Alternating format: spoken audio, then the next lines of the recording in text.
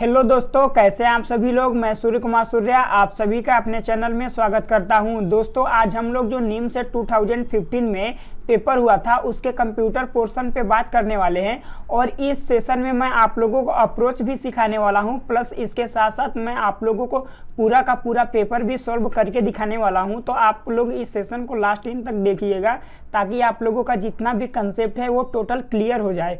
तो चलिए, सबसे फर्स्ट हम लोगों के पास जो क्वेश्चन दिया हुआ है इसमें आप लोगों को ये एक वैल्यू दी हुई है 37 जो हेक्साडेसिमल में है, एच मीन्स की हेक्साडेसिमल, और उसके साथ एक और वैल्यू दी हुई है जो 17 है और ये भी हेक्साडेसिमल में दिया हुआ है और बोला है कि इसमें से हमको इसको डिवाइड करना है तो जो रिमाइंडर आएगा वो क्या आएगा।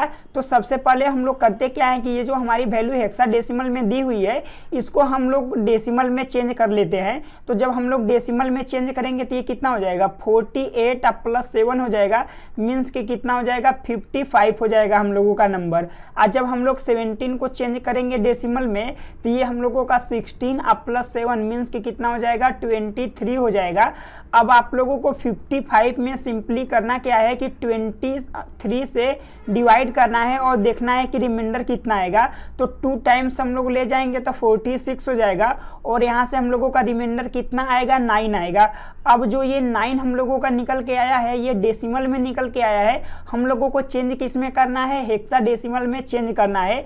तो जब हम लोग 9 को हेक्साडेसिमल में चेंज करेंगे तो उससे पहले हम लोगों को 9 में बाइनरी में कन्वर्ट करना पड़ेगा। तो बाइनरी में जब इसको कन्वर्ट करेंगे तो ये 1001 आ जाएगा, मीन्स कि ये 8 और ये 1 मीन्स कि 9 हो चुका है। अब हम लोगों को इसको हेक्साडेसिमल में चेंज करना है तो इसकी 4 की पेयरिंग करनी होगी। तो जब हम लोग 4 की पेयरिंग करके इसकी वैल्यू लिखेंगे तो ये 9 ही होगा। तो ये हम लोगों का क्या हो जाएगा 9 और हम लोग h लिख देंगे ताकि डिनोट हो जाए कि ये हेक्साडेसिमल में है। और ऑप्शन आप लोग डी देखेंगे तो इसमें 09H दिया हुआ है तो हम लोगों का ऑप्शन डी राइट हो जाएगा। ये क्वेश्चन समझ में आ चुका है। तो अगले क्वेश्चन पे मूव करते हैं। अब देखिए, अगला क्वेश्चन दिया है कि नंबर ऑफ बूलियन फंक्शन और आप लोगों के पास n बाइनरी वेरिएबल दिए हुए हैं, मीन्स कि आप लोगों के पास टोटल जो है वो n बाइनरी वेरिएबल है और इससे आप लोग कितने बूलियन फंक्शन बना सकते हैं। तो इसके लिए मैं आप लोगों को फार्मूला बताया था कि जब भी आप लोगों के पास n वेरिएबल हो तो उसके लिए आप लोगों के पास फार्मूला होता है कि 2 के पावर 2n जो होता है ये फार्मूला होता है, इतने आप लोग बूलियन फंक्शन बना सकते हैं। ये आप लोगों को दिया रहेगा तो इसको मार्क करना है और ये नहीं दिया रहेगा तो आप लोगों के पास दिया रहेगा 2 के पावर 2n दिया रहेगा। तो आप लोगों को दोनों में से जो ऑप्शन में दिया रहेगा उसको राइट मार्क करना है। और आप लोग इस क्वेश्चन में देखेंगे तो जो आपका ये है ऑप्शन नंबर ए में दिया हुआ है तो ऑप्शन ए आप लोगों का राइट आंसर हो जाएगा। तो ये भी क्वेश्चन आप लोगों को समझ में आ चुका है। तो अगले क्वेश्चन पे मूव करते हैं। अब देखिए, अगला क्वेश्चन दिया है कि minimum number of NAND gate required to realize that function. अब ये आप लोगों के पास एक फंक्शन दिया हुआ है और इसको आप लोगों को नैंड गेट की मदद से बनाना है। तो कितने मिनिमम नैंड गेट की आवश्यकता होगी डेट आप लोगों को एक्सप्रेशन लाने के लिए। तो आप लोग देखेंगे कि इसमें कितने टाइम्स आप लोगों का कॉम्प्लीमेंट है। तो A1 टर्म जो है वो इसमें आप लोगों के B का कॉम्प्लीमेंट है और B कॉम्प्लीमेंट C का कॉम्प्लीमेंट है, मीन्स कि 1 टाइम तो यहाँ से 1 टाइम तो यहाँ से, मीन्स कि मिनिमम पूछा हुआ है। तो मिनिमम तो आप लोगों के पास 2 जो नैंड गेट हैं वो तो होने ही चाहिए, तब जाके आप लोगों का ये एक्सप्रेशन बन पाएगा। ये शॉर्टकट मेथड है जिससे आप लोगों को पता चल जाएगा कि नैंड गेट इसमें कितने लगने वाले हैं। एक तो बी के इस वाले एक्सप्रेशन में चलेंगे तो बी के लिए नैंड गेट लगेगा और यहाँ से BC पे नैंड गेट लगेगा तो जाके आप लोगों का कितना हो गया 2 हो गया। तो यहाँ से आप लोगों को 2 आ चुका है ऑप्शन बी में। और आप लोग चाहें तो इसको और अदर मेथड से कर सकते हैं। तो अदर मेथड आप लोगों का हो जाएगा AB प्लस B का कॉम्प्लीमेंट C अब प्लस ये है AB का कॉम्प्लीमेंट C का कॉम्प्लीमेंट। अब इन दोनों में आप लोग AB का कॉम्प्लीमेंट क्या करिए कॉमन कर लीजिए। तो ये आप लोगों का ब्रैकेट में हो जाएगा C प्लस C का कॉम्प्लीमेंट अब प्लस ये AB आप लोगों का यहाँ पे है। अब यहाँ पे AB करेंगे तो यहाँ पे क्या हो जाएगा ए बी का कॉम्प्लीमेंट, क्योंकि ये 1 हो चुका है और इसमें से आप लोग ए कॉमन करेंगे तो बी प्लस बी का कॉम्प्लीमेंट आप लोगों का आ चुका है। मीन्स कि क्या आ जाएगा, यहाँ से वैल्यू ए आ जाएगी। तो आप लोग देखें कि यहाँ पे वैल्यू ए आ चुकी है। अब आप लोगों को ए लाने के लिए नैंड गेट की सहायता से कैसे आप लोग ए ला सकते हैं, तो देखिए ये हम लोगों का कुछ नैंड गेट मान लीजिए यहाँ पे लगा हुआ है और इसमें से हम लोग जो वैल्यू है ए इनपुट पास कर रहे हैं, तो यहाँ से हम लोगों का निकलेगा तो क्या हो जाएगा, ए का कॉम्प्लीमेंट हो जाएगा। अब आप लोग सेकेंड जो है वो नैंड गेट यहाँ पे लगाएंगे तो यहाँ से आप लोगों की वैल्यू निकलेगी तो ए के कॉम्प्लीमेंट का कॉम्प्लीमेंट मीन्स क्या हो जाएगा, ए हो जाएगा। तो यहाँ से भी आप लोग देख सकते हैं कि कितने आप लोगों को नैंड गेट लग रहे हैं, तो 1 यहाँ पे 1 यहाँ से, तो 2 नैंड गेट आप लोगों को लग रहे हैं। तो यहाँ से भी आप लोग ऐसे भी समझ सकते हैं और आप लोगों को शार्ट ट्रिक से करना है तो आप लोग क्वेश्चन को देख के रियलाइज कर सकते हैं। और इसके अलावा जो थर्ड मेथड है उसमें आप लोग पूरा का पूरा डायग्राम बना सकते हैं, जिसमें आप लोगों का एंड गेट और नैंड गेट और गेट तीनों के तीनों आएंगे। तो वो थोड़ा सा लेंथी मेथड है, इसलिए मैं आप लोगों को वो नहीं समझाया हूँ, बस ये दोनों मेथड ही समझाया हूँ। चलिए तो अगले क्वेश्चन पे मूव करते हैं।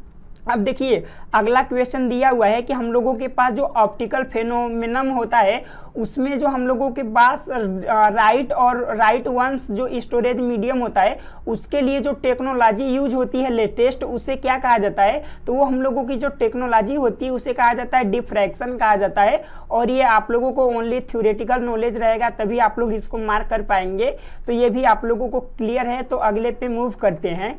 अब देखिए अगले वाले में आप लोगों को बोला है कि P जो है ये आप लोगों का एक 16 बिट का साइन इंटीजर है, मीन्स कि प्लस भी हो सकता है माइनस भी हो सकता है, क्योंकि साइन इंटीजर दिया हुआ है।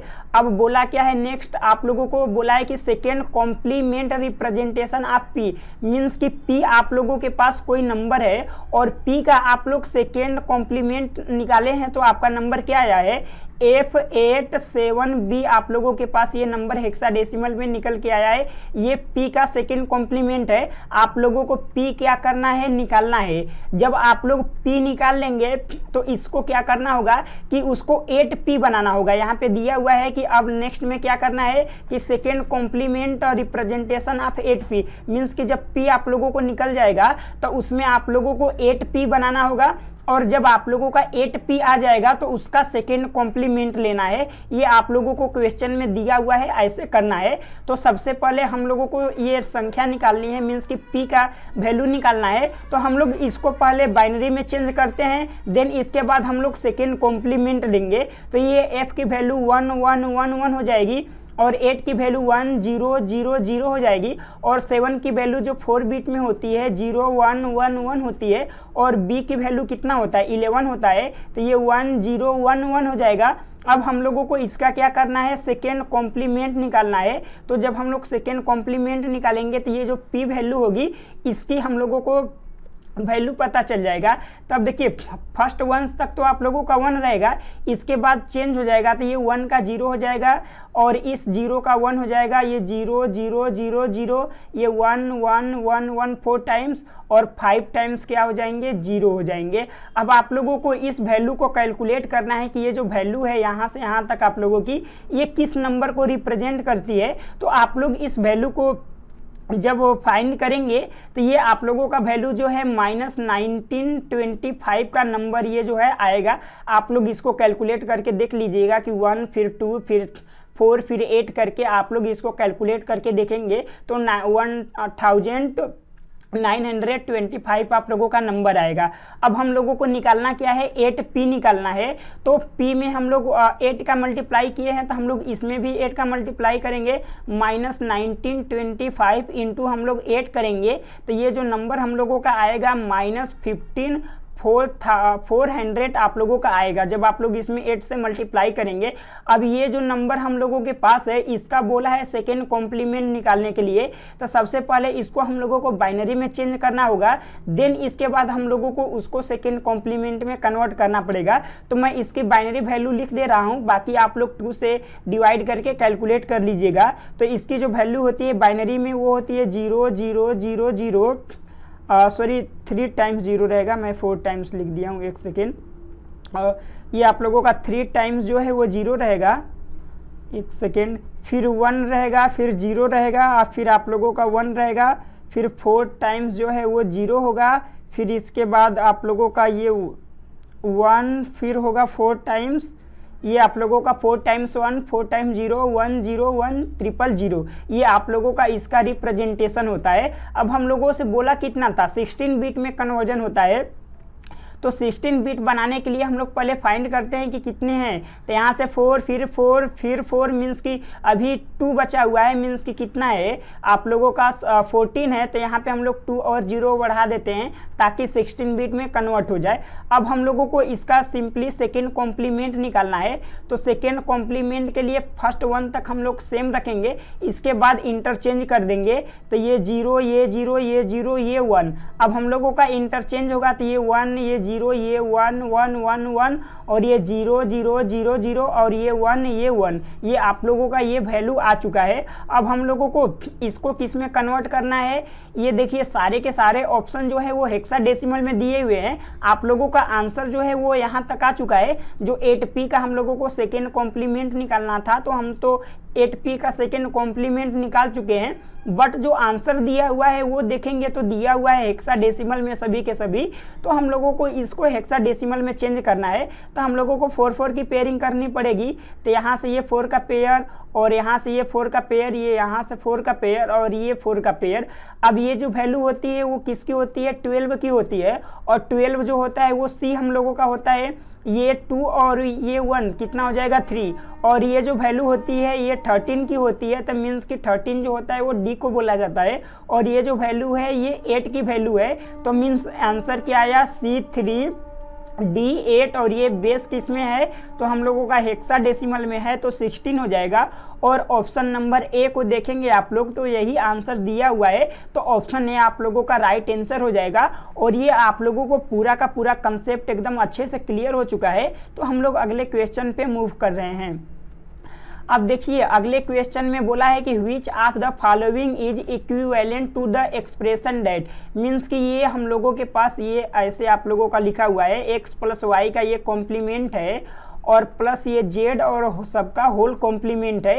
ये एक्सप्रेशन दिया हुआ है और इसका बोला है कि हम लोग इसको मिनिमाइज करेंगे तो क्या आंसर आएगा। तो सबसे पहले आप लोग करिए क्या कि ये डेट नंबर और डेट नंबर क्या ऐड होके इसका कॉम्प्लीमेंट दिया हुआ है। तो हम लोग डी मॉर्गन्स लॉ लगाएंगे तो ये कुछ हम लोगों का ऐसा बन जाएगा, x प्लस वाई के कॉम्प्लीमेंट का कॉम्प्लीमेंट और जो प्लस है वो आप लोगों का डॉट में कन्वर्ट हो जाएगा और z का कॉम्प्लीमेंट हो जाएगा। अब देखिए इसके कॉम्प्लीमेंट का complement means x plus Y हो जाएगा और डॉट आप लोगों का z का कॉम्प्लीमेंट हो जाएगा। तो ऑप्शन नंबर आप लोग देखेंगे तो किस में आया हुआ है, बी में ऑप्शन में आया हुआ है। तो ऑप्शन नंबर बी आप लोगों का राइट मार्क हो जाएगा।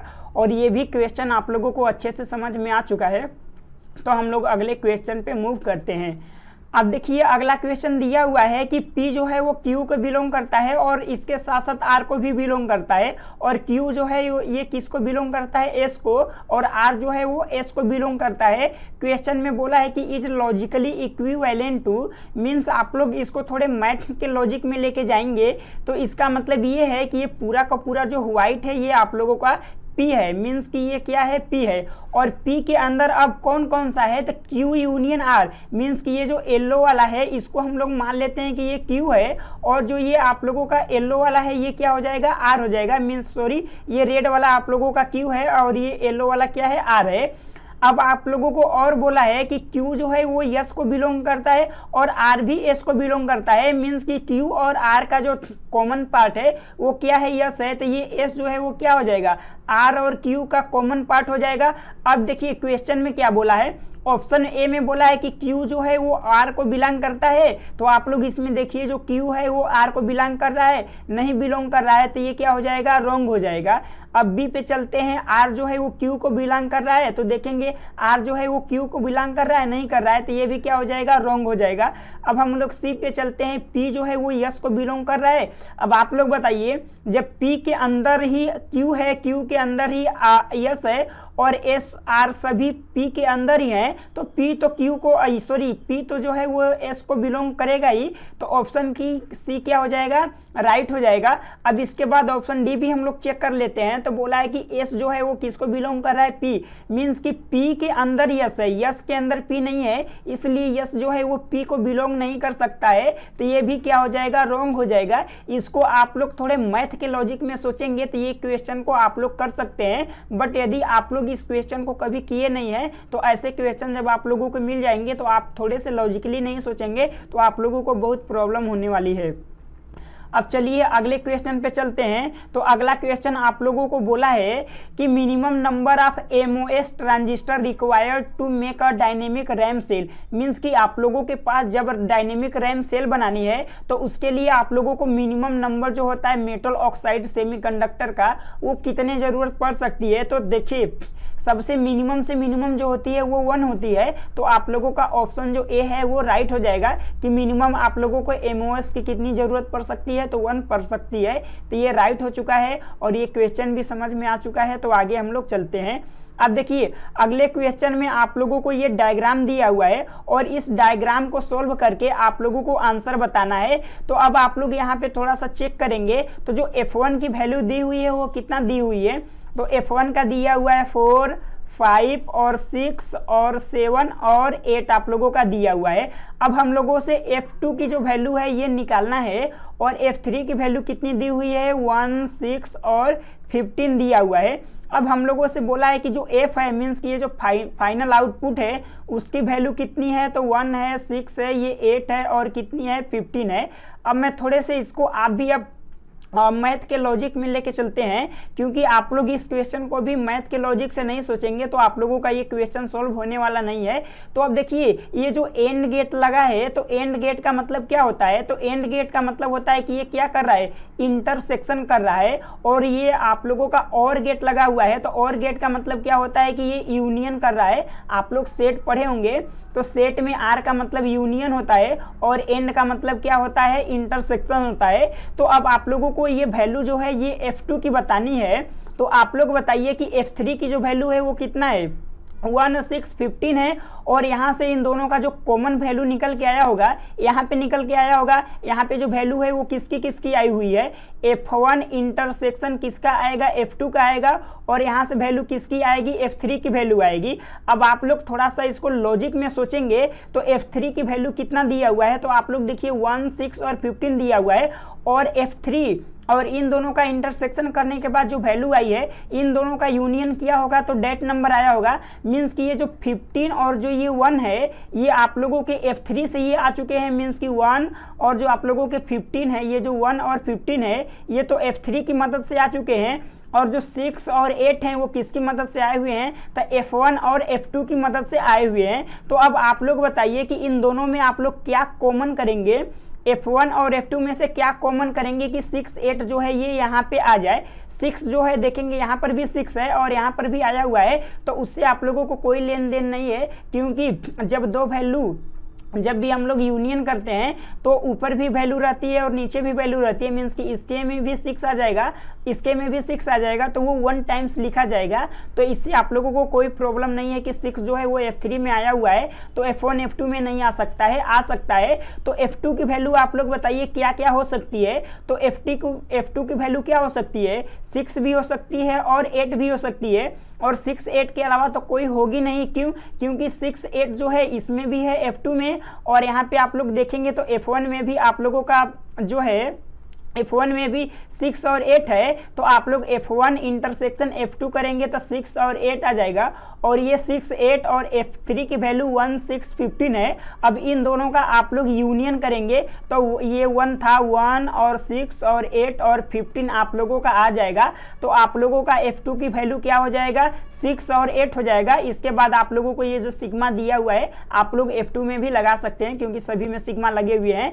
तो ये क्वेश्चन आप लोगों को अच्छे से समझ में आ चुका है, क्योंकि इसमें ज़्यादा से ज़्यादा आप लोगों का जो वेन डायग्राम होता है सेट आप लोग पढ़े होंगे, तो उसका यूज कंफ्यूज था, इसलिए आप लोगों को थोड़ा सा ये हार्ड लग रहा होगा, बट आप लोग थोड़े से इसको मैथ के वे में लेंगे और मैथ का लॉजिक लगाएंगे तो ये पूरा का पूरा क्वेश्चन जो है ये आप लोगों को वन टाइम में समझ में आ जाएगा और ये क्वेश्चन भी आप लोगों को अच्छे से क्लियर है। तो हम लोग अगले क्वेश्चन पे मूव करते हैं। आज का हम लोगों का जो सेशन था वो यहीं पे एंड हो चुका है और नेक्स्ट सेशन में हम लोग मिलेंगे नेक्स्ट प्रीवियस ईयर क्वेश्चन के साथ। ओके, ऑल द बेस्ट, मिलते हैं नेक्स्ट सेशन में।